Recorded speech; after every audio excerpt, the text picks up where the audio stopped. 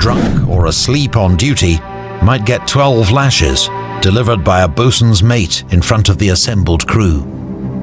Serious crimes such as desertion might result in 200 lashes or more. Alright, part 2. HMS Victory. HMS Victory. I was supposed to do this a while ago, but, you know, a bit came up. So we're gonna finish this series. The last part that I did was fabulous.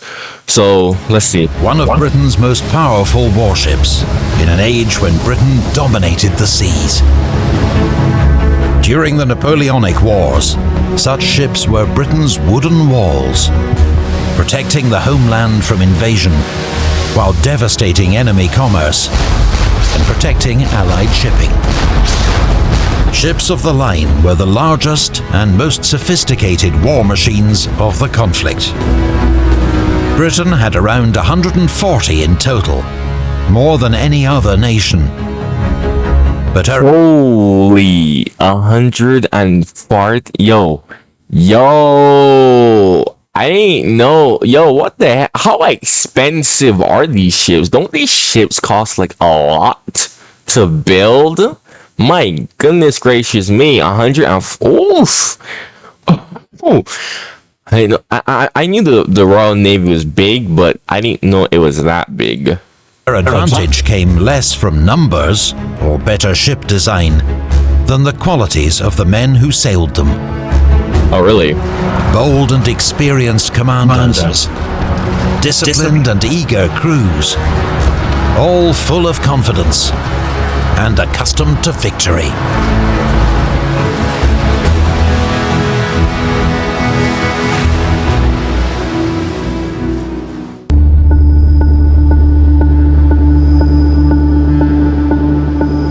At the height of the Napoleonic Wars, around 145,000 men served in Britain's Royal Navy, a number comparable to European field armies of the period. Bro, 100, dude, that's literally half the population of my country. What the heck? That is like that's literally half the population of my country, basically. What the hell? That's more than like some Caribbean islands, bro. I think my mother's country, St. Lucia, which is a Commonwealth realm as well, I think they have a population of like 176,000 people. What the heck? Ships of the line, like HMS Victory, required huge crews, not so much to sail her, as to man her heavy guns. At the Battle of Trafalgar in 1805, she had 820 men aboard, a little short of her full complement of 850. Just 15 of these men were commissioned officers, one admiral commanding the fleet, one captain in command of the ship, 9 naval lieutenants, and 4 Royal Marine officers. Then the senior warrant officers, including the ship's master in charge of navigation, the gunner, responsible for the ship's guns, small arms, powder, and shot, the boatswain, responsible for sails and rigging, and who with his mates oversaw all work on deck. 2 ship's carpenters, responsible for keeping the ship afloat and making repairs.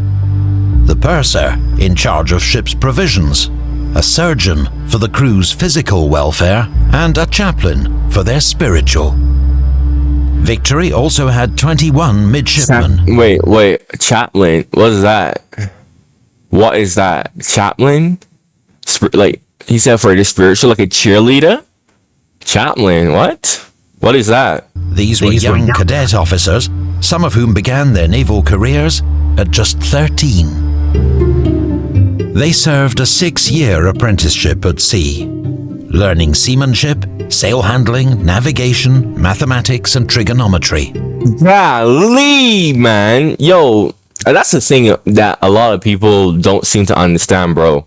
Because nowadays, right, there's this like I don't know what's the word, like there's this sentiment nowadays that, oh, you gotta be good at this, you got to be good at that, and you have to be super good at it, like right now, right now. Honestly, bro, a lot of people need to understand, like, a lot of people who are good at what they're good at, they tend to start young, right? So this doesn't really shock me. Like a lot of these musicians, athletes, hell, even like modeling, right? You know, you could arguably use that, but a lot of these people really start young and they hone it. They hone it to the core, and usually you can't really like diverge off of that, right? You can't divert from that and do something else, right? So you know, this doesn't really shock me, but the fact that they were doing like trigonometry and all of that complex freaking math, that is a bit shocking. I didn't know that freaking that require like all of that level of freaking math. They'd then be qualified to sit the lieutenant's exam, a rigorous assessment by a board of naval captains.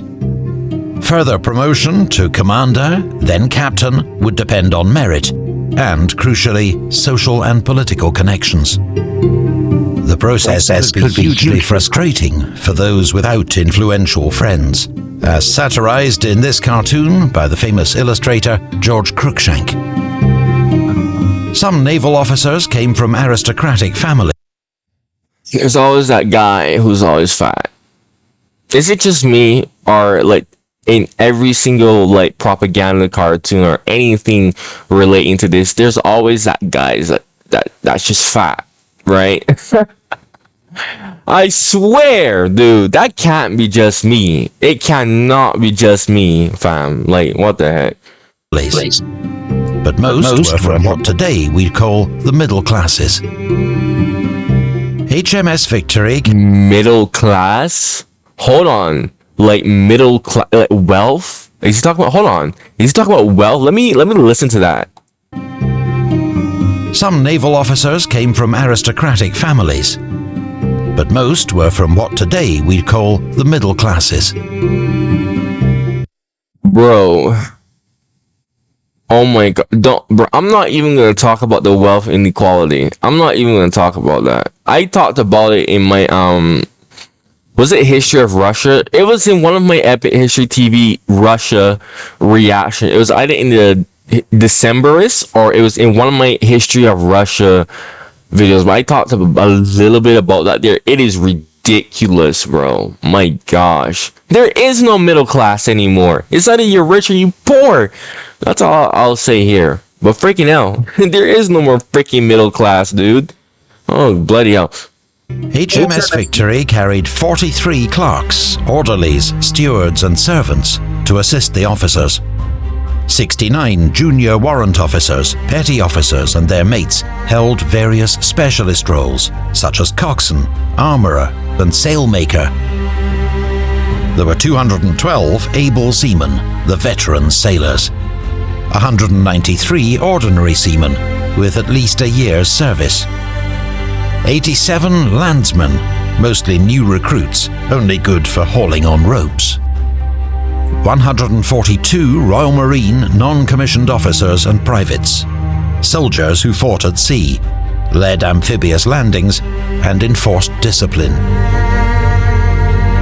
And 31 ship's boys, many of them orphans plucked from destitution, now destined for a life at sea. Or a life getting blown up by a freaking cannon. Freaking hell, dude. I actually asked my brother about this a few days ago.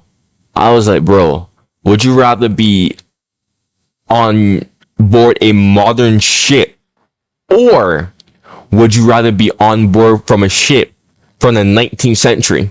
Because, bro, when you're on a modern ship, you have like freaking submarines, right?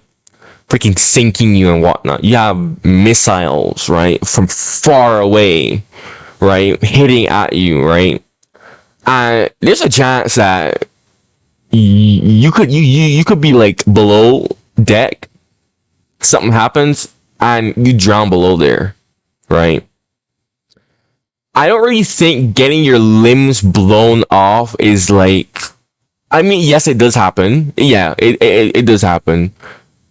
but I think that is like lowered now compared to back then. And I don't know, this is why I asked this question, because in 19th century ships, bro, holy hell, freaking, you could get hit by a freaking cannonball, your freaking limbs were gone, right? You could get splinters, right? And I think everyone here, because everyone watching this should be a history buff, should know that when you get, like, when a cannonball hits and the freaking shrapnel from the wooden ship, oh my gosh, everyone knows that's not pretty, right?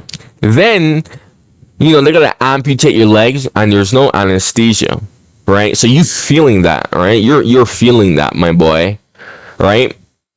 But my brother, he said 19th century. He said he would rather be a crew member on the 19th century.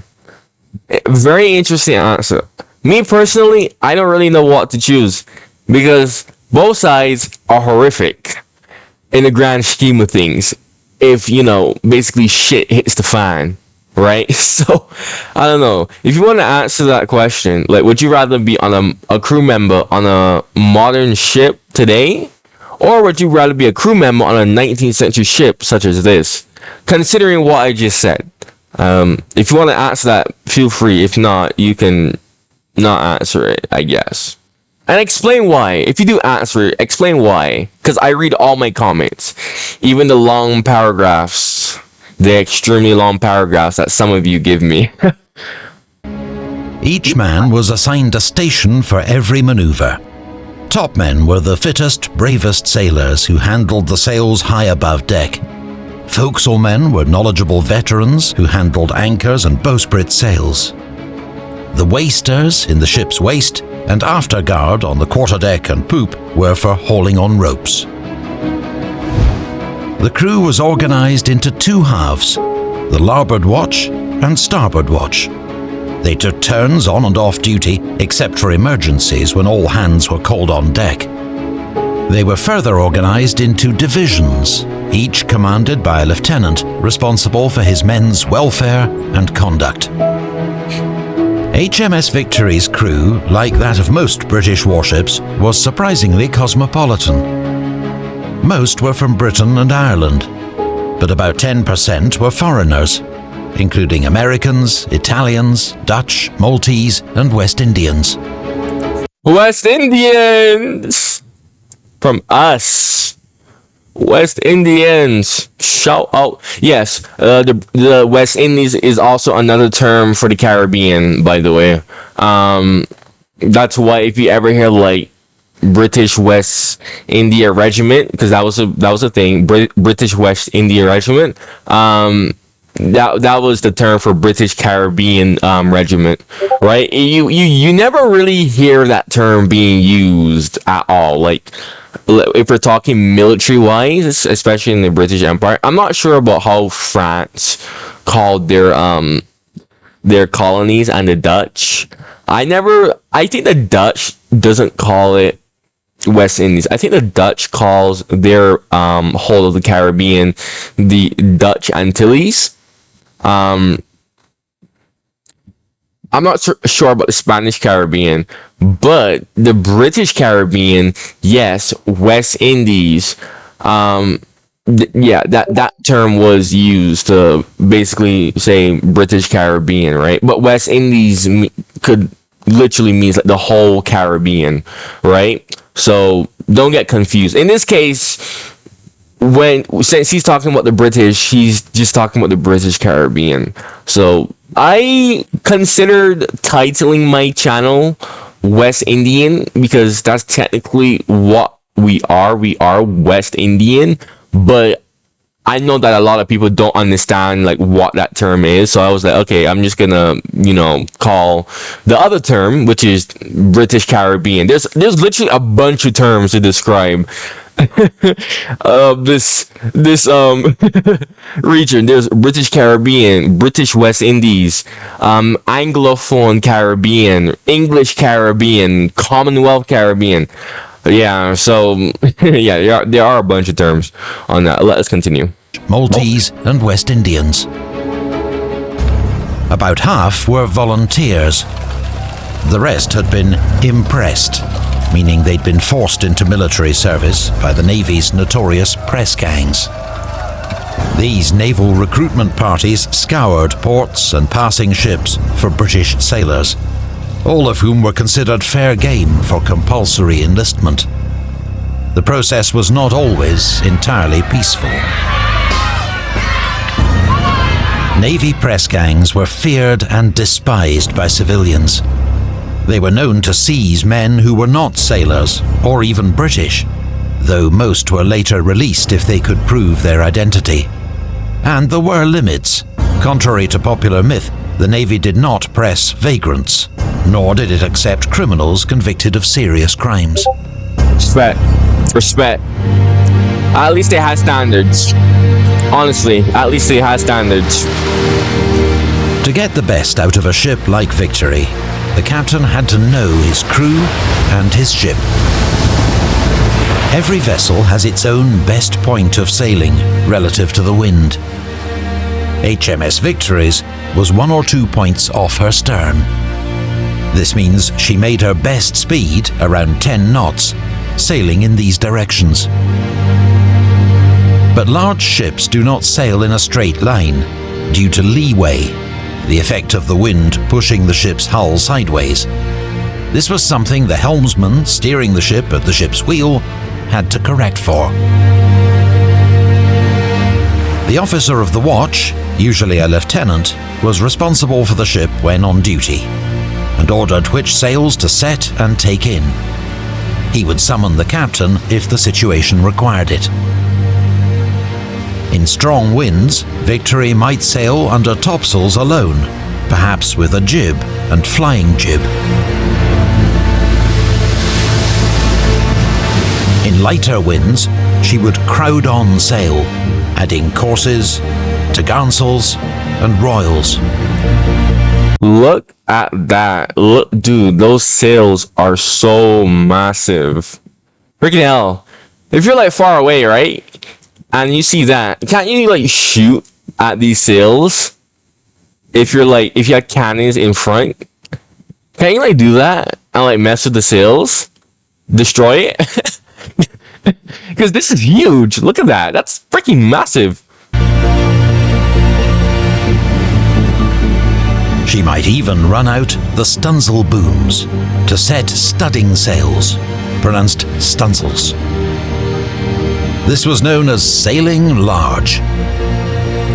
Look at that. What a beauty. But if the wind picked up, stunsails and royals had to be brought in quickly, as spars and sails could be damaged or torn away by a sudden strong gust. Bro, this is so beautiful to look at. No sailing ship can sail directly into the wind. Victory's closest point of sail was 6 points off the wind. This was known as sailing close hauled or on a bowline. There were 2 methods of sailing against the wind.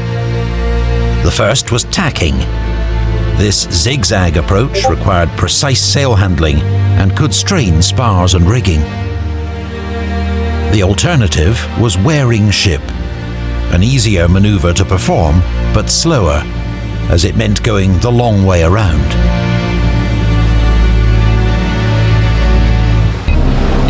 Anchoring a large warship like Victory was also a complex operation. The sea's depth was discovered by casting the lead, literally throwing a lead weight tied to a rope into the sea. The rope clearly marked every fathom, or 6 feet. The preferred depth for anchoring was 40 fathoms or less, though it was possible in deeper water. Bro, 240 feet? That is deep, bro. Holy, that is so freaking deep. They anchor at 240 feet? How long would it take for that to reach? Holy, oh my gosh, that is deep. First, the ship reduced speed by taking in sail. When the ship came to a halt, the anchor was let go, with a marker buoy attached. As current and backed sails began to drive the ship sternwards, the anchor cable was run out, using 3 times the length needed to reach the sea bottom.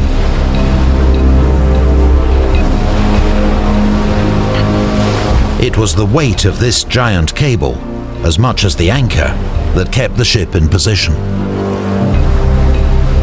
Depending on weather, tide, and sea bottom, it might be necessary to set several of Victory's anchors to keep the ship safely moored. A less well-known inshore maneuver was kedging.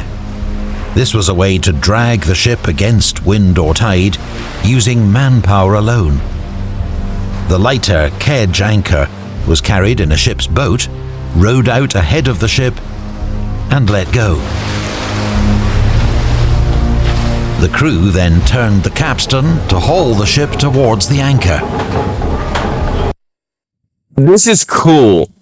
This exhausting process was repeated as many times as necessary to move the ship into position.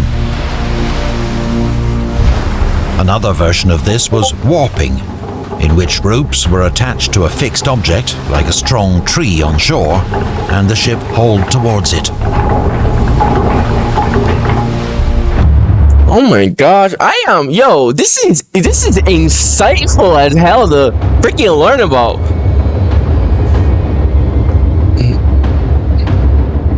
Fighting the ship, okay. In naval combat, the first consideration was always the direction and strength of the wind. A ship upwind or to windward had the advantage and was said to have the weather gauge. She could choose if and when to initiate battle, while the ship to leeward had to struggle into the wind to reach her adversary. Ships of all nations sometimes flew a false flag, that of another nation, to hide their identity. This was considered fair practice, but to fire on an enemy without first hoisting your true colors was an unpardonable crime. Yeah, I was about to say, isn't that a war crime? Isn't that a war crime but he just explained it, because I heard that whatchamacallit, KMS Emden from World War One. That was a tactic that it used. It would hoist others country's flag, right? I think if you are like a naval history buff, I think you should know what KMS Emden was. Freaking menace is what it was. But yeah, that was a tactic that it used. Honestly, I feel like reacting to that, right? But I'm definitely gonna be reacting to a lot of naval battles. I always plan on doing that in the future. Just not right now. Like right now my channel is like in its infancy, right? But I do plan on reacting to naval battles because I love that is something that I really love. I know I have to react to a movie called somebody suggested this to me, called Masters and Commanders. I need time to freaking react to that, and avoid copyright and all that good stuff, right? I don't know, but I'm gonna be reacting to a lot of naval content, naval history, right? So look out for that, and if you like that, make sure you subscribe for that. This was considered fair practice, but to fire on an enemy without first hoisting your true colors was an unpardonable crime. When about to engage the enemy, the captain would order, "Beat to quarters." To the rattle of the Marines' drums, the ship was cleared for action. All temporary cabins on gun decks were dismantled and taken to the hold, so gun crews could work without obstruction. The sick bay was cleared away and all its patients carried down to the orlop deck. So they cleared it. Oh, what? I didn't know this. The stove was put out to reduce the risk of fire, and ammunition was moved up from the magazines to the gun decks. The ship's boats were launched and towed behind the ship. Here they were less likely to be smashed to splinters by enemy fire, and were immediately ready for any emergency. Sand was poured on the deck for traction, while splinter netting was put up above the decks to protect men from any falling spars or pulleys shot down by enemy fire. Every man then took up his station for battle.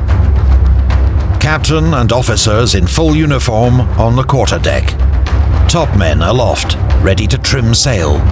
Sharpshooters on the fighting tops. Carpenter's crew on the orlop deck, ready to plug holes below the waterline. Gunner's mates in the magazine, filling extra cartridges. The surgeon in the cockpit, ready to receive casualties. For 3/4 of the crew. Surgeon. Yeah. You put air quotes. Put freaking air quotes on that. Freaking hell. Surgeon. More like the guy who's gonna cut limbs off.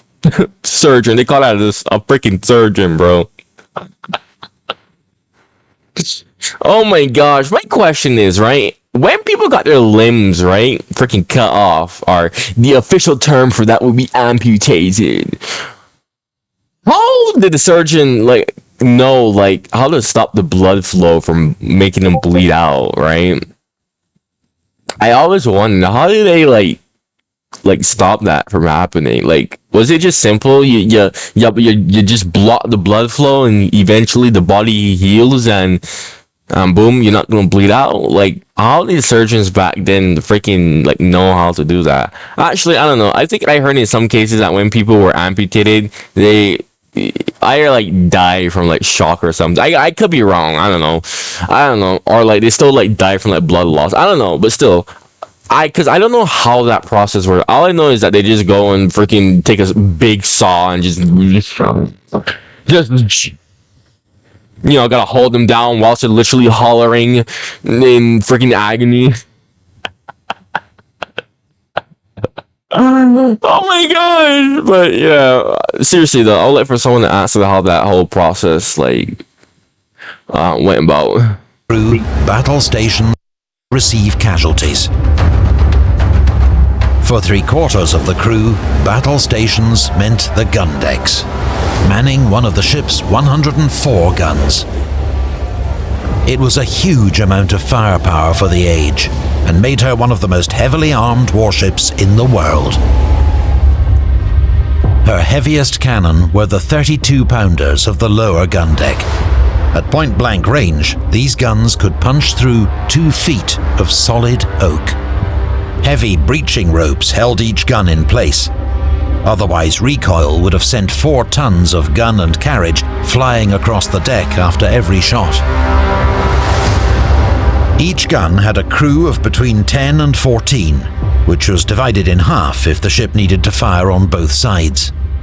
Each crew was led by a gun captain.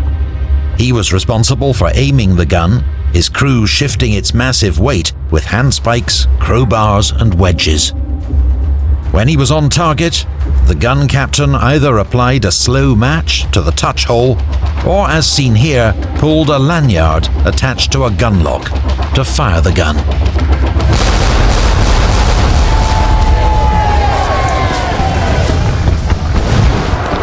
To reload, one man first blocked the vent with his thumb or a stopper to prevent sparks getting into the barrel during loading. The barrel was then sponged to extinguish embers and wormed to remove debris. A gunpowder cartridge was inserted at the muzzle and rammed home with a ramrod, followed by the shot,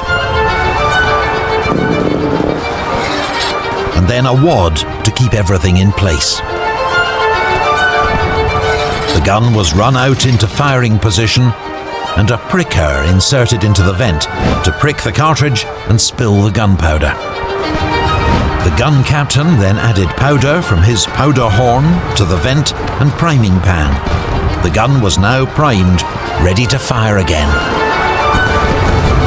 This process took an experienced British gun crew around 90 seconds, and they were generally faster and more accurate than their adversaries.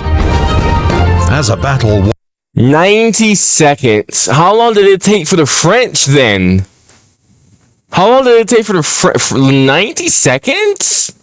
That's kind of long, my man. Ooh, I would like for him to do a guide on the freaking what was the second largest navy at this time during the Napoleonic Wars? What was it? Was it the French Navy? Was it the? Because I don't think any. I think it would have to be the French Navy. I don't think it was the Spanish. Yeah, I don't think any other European power really and truly had a navy like Britain, France, and Spain. I don't think so, right? Austria was kind of like locked in. Russia had a history of terrible navy. Sweden, no, not really Sweden. Yeah, I don't think. I think it would have to be France. Yeah, it would have to be France. And Spanish. Oh wow, no wonder why when their fleets got destroyed, freaking Pax Britannica was a thing. Because yeah, like nobody else didn't really have a navy. Now that I think about it, I don't know, I could be wrong. Correct me if I'm wrong. War on, the firing rate would fall dramatically due to exhaustion and casualties. Conditions on a gun deck during battle must have been horrendous. Noise, smoke, sweat, and gruesome wounds caused by shot, flying. Oh, look at that guy. I bet it was more gruesome than that, but look at that. This is what I'm talking about. Like life on a ship like this was not all sunshine and rainbows. Wooden splinters and accidents. Battles usually began with a broadside, a ship firing all guns on one side in quick succession. For greater impact, the first broadside could be double-shotted, every gun loaded with 2 rounds. To guarantee penetration of an enemy ship's hull, the range should be less than 500 yards. Many captains preferred extreme close range to fight yardarm to yardarm. Oh, I love this model, bro. This model looks fantastic. Dude, I don't know where, but this is just so fantastic to watch. Epic History TV. The deadliest maneuver was to rake the enemy. To fire. That sounds. Yo, I swore that was the other word. Rake. Rake. Oh my gosh. If you say it like fast, it sounds like the bad word. I'm gonna rake the enemy. Oh my gosh, dude. Oh. My brain. Oh my gosh, my brain. I have bad brain, dirty brain. My brain is super duper dirty. Fire a broadside into their stem or stern. Round shot would smash its way the length of the ship, dealing death and mayhem as it went. French ships tended to fire high, on the uproll, aiming for masts and rigging to immobilize the enemy. British ships aimed low, for the hull, trying to knock out guns and crew. Interesting tactic. I think I would go for the British tactic more, because the less enemies that they have shooting at you, the better, right? The French tactic isn't bad, but the British tactic would be, in my opinion, better, because again, the more you know, the less that they have shooting at you, the better, right? So,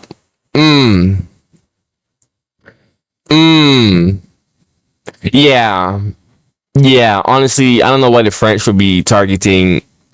Yeah, honestly, the French should have just copied the British tactic. At long range, a mile or more, round shot could be skipped across the sea, like skimming pebbles across a pond. What? That is possible? That is actually possible? What? That is actually cool. Round shot, a solid iron ball, was the most commonly used type of ammunition. Specialist ammunition, such as bar shot, also known as double-headed shot, or chain shot was used to target masts and rigging. At close range, grape shot and canister, both packed with multiple smaller projectiles, turned a gun or carronade into a giant shotgun and were used to wreak havoc on an enemy deck. A captain might decide to finish the fight by boarding an enemy warship. Designated boarders armed themselves with muskets, pistols, cutlasses, and half-pikes. The enemy ship was bound tight by grappling hooks, and after a shower of grenados and stink pots, an early form of tear gas, the boarders would swarm across to the enemy deck. In such actions, morale, aggression, and momentum counted more than tactics. Though brutal... Bro, imagine boarding. Yo! Oh. Low-key, I low-key would honestly... I mess with it, right? Honestly, like, I mess with it. No, don't get me wrong, it's gruesome. It's gruesome, like, but, you know, today, in our modern day world, we don't really have this. We just have, cool technology.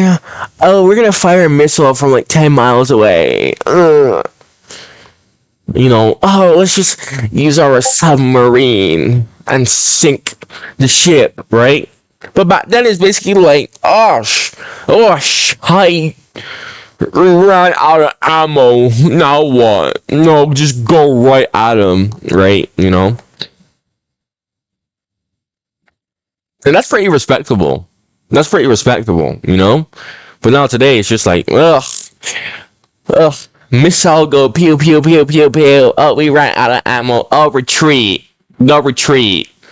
There's no boarding. There's no none of that. Boring. I sound so edgy. I sound like an edgy teenager right now. Like, I mean, I'm technically still a teenager. I mean, I'm 19, but it depends on what you classify as a teenager. I would classify myself as a young adult, adolescent of sorts. Let us continue. Aggression and momentum counted more than tactics. Though brutal, such battles were usually over quickly. Really? I didn't know that.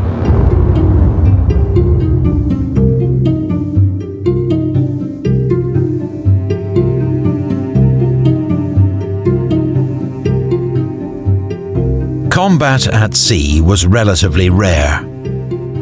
Great fleet actions, such as Trafalgar and the Nile, were rarer still.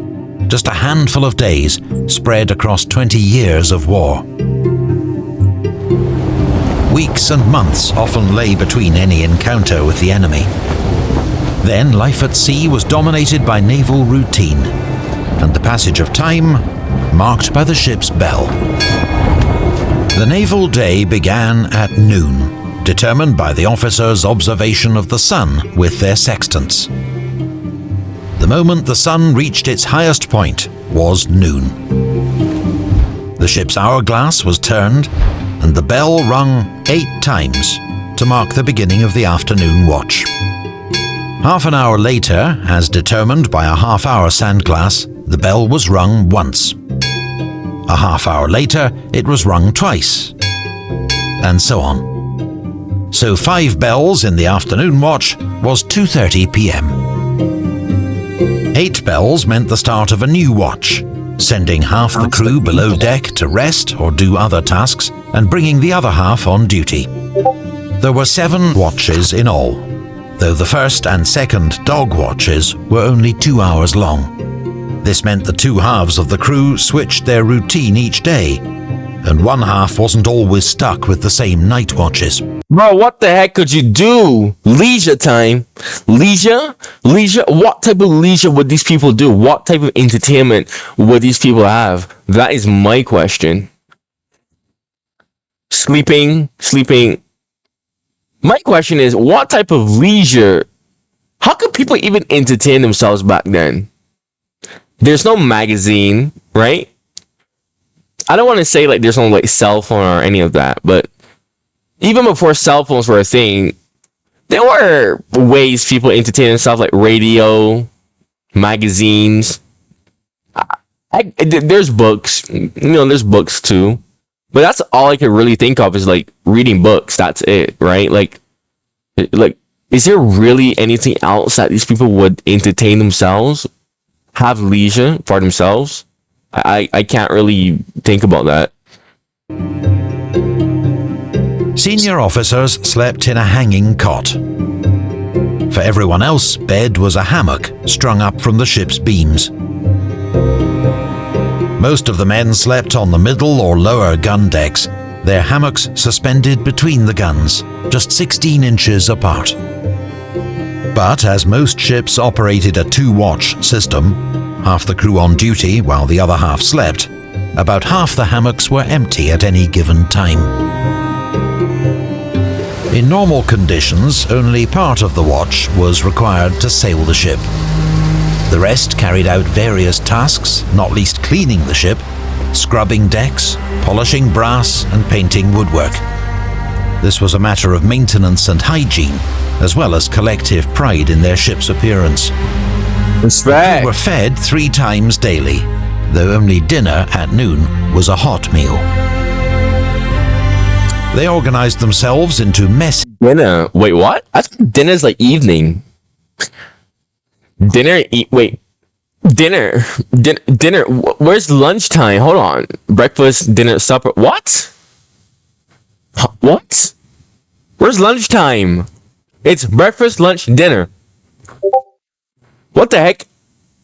I've never heard anyone use supper before. Freaking. Okay. Whatever. They organized themselves into messes of about 8 men, each taking his turn to fetch cooked food from the galley, which was eaten at a table suspended between the guns. Naval food wasn't fancy, but it was sufficient, even for men engaged in long hours of hard labor. Apart from the ship's substantial stores of salted beef, pork, and ship's biscuit, the ship took on fresh meat, including livestock, fresh vegetables, and water at every possible. West Indies. So they're in the Caribbean. This time period, I often say this time period was like the prime. This is honestly the Caribbean's prime, right? After this time period, the Caribbean, kind of faded. I wouldn't say into like obscurity. I wouldn't really say like fade into obscurity, but like how you have something big and it eventually gets replaced, and that thing eventually gets replaced. Yeah, that was basically the Caribbean. The Caribbean, or at least the British Caribbean, replaced by India, British Raj, right? But the Caribbean was still important, depending on the island, because the Caribbean is rich of oil. So yeah, the Caribbean didn't fade into complete obscurity. Some opportunity. Most of the crew probably ate better at sea than they would have in civilian life. Makes sense, to be honest with you. This already shocked me out. As well as the daily routine dictated by the ship's bell, there were weekly rituals. Clothes and hammocks washed and hung out to dry once a week, weather permitting. Gunnery practice by divisions. And on Sundays, a church service led by the ship's chaplain, if there was one, or the captain. This was followed, at least once a month, by a public reading of the Articles of War, the regulations that governed conduct and discipline at sea. Oh, that's cool. Oh, wow. That's actually really cool. Wow. Even more respect. Articles listed 36 offences, from drunkenness to theft, mutiny, cowardice, and striking an officer. Half of these were punishable by death. In several cases, it was the only sentence allowed. British discipline at sea was notoriously severe. Crimes for which a sailor was not hanged would usually lead to a flogging with the cat o' nine tails. Drunkenness was the most common offence, not unconnected to the Navy's daily allowance of a gallon of beer per man in home waters, or half a pint of rum or other spirits overseas. This, mixed 4 parts water to 1 part spirits, with lemon or lime juice added to prevent scurvy, was the famous Navy grog. Any man caught drunk or asleep on duty might get 12 lashes, delivered by a boatswain's mate in front of the assembled crew. Serious crimes such as desertion. Oh my gosh. 12 lashes in front of the whole crew and everyone is watching that? Oh, that's kind isn't it kind of like how slaves would be like lashed in front of everyone? So they had the same treatment? Desertion might result in 200 lashes or more. Wait, let me hear that again? Drunk or asleep on duty might get 12 lashes, delivered by a boatswain's mate in front of the assembled crew. Oh my Serious God. crimes such as desertion might result in 200 lashes or more. What? Punishment so severe, it sometimes killed the prisoner. Oh hell no. Oh hell no. I could imagine. Oh no, dude. 200 lashes? 200? Nah, bro. Nah, what the heck? Some naval captains were ferocious tyrants, but most knew that harsh punishment was best used sparingly. Yeah. Like, that's the thing, bro. You don't want to, like, when you're in a position of power, bro, you don't want to, like, be harsh towards people because when people, but you don't want to be too soft, right? You don't want to be too soft because then people will take advantage of that. You need to balance that because if you're too hard, then a lot of people are, it's just going to get to the point where it's like, I don't have nothing to lose, so I don't care about this anymore. And, you know, shit's going to hit the fan, right? So, still though. British sailors did not expect an easy life, but did expect to be treated fairly and with dignity. If not, there could be trouble. In 1797, the Royal Navy experienced a large-scale mutiny at Spithead, affecting 16 ships of the line. It was effectively a strike for better pay, as sailors hadn't had a pay rise in more than a century. The mutiny was settled without violence, and the sailors largely got what they wanted. Okay. A second mutiny at the Nore made more radical demands, with some crews threatening to defect to France. This time, the authorities were determined to set an example, and hanged 29 ringleaders. Ay, ay, ay, man. Ay, ay, ay. Despite hard discipline and service, the British Navy produced crews that were experienced and able, bound together by long service at sea. Men that bold commanders knew they could rely on. The British Navy, well-manned, well-resourced, and backed by a powerful economy, was able to secure complete naval dominance during the Napoleonic Wars.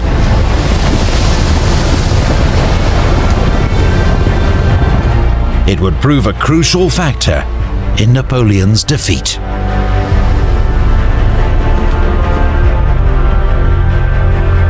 HMS Victory, having played her part I want to see that picture again.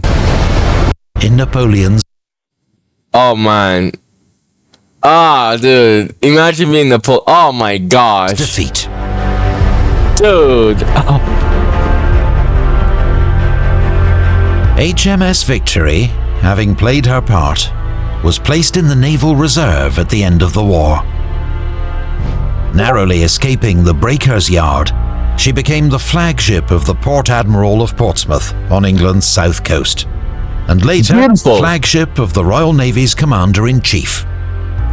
After a major refit, Victory began a new life as a museum ship, opening to the public in 1928. Awesome, man. Freaking Today, awesome. she is undergoing another major conservation project, to deal with the many challenges faced by a 250-year-old wooden sailing ship. It will ensure her survival far into the future as a unique memorial to this dramatic age of naval warfare. I am so glad that they preserved this ship, dude. Oh my, I can't believe they almost scrapped it. Freaking hell, dude. This ship is freaking magnificent. This is awesome. My goodness. Anyways, man, another banger Epic History TV video. If you made it all the way till the end and you're new to my channel, make sure you subscribe. After you subscribe, go check out my other videos on the channel. Make sure you like if you're not new to my channel, or if you are new to my channel, help my videos stay on the YouTube algorithm. Really helps. If you're enjoying it, please, at least show me that you're enjoying it, right? It takes 1 second, guys. 1 bloody well second, right? Thank you for watching. Stay tuned and goodbye.